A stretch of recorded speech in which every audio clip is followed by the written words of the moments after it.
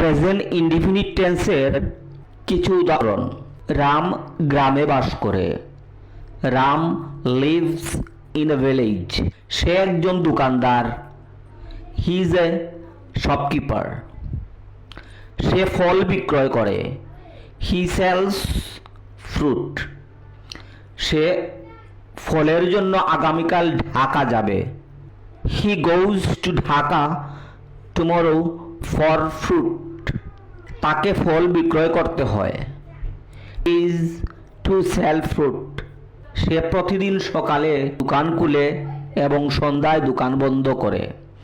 He opens his shop every morning and closes every evening. তাই তাকে সর্বদা দোকানেই দেখা যায়। So he is often found in the shop. মূলত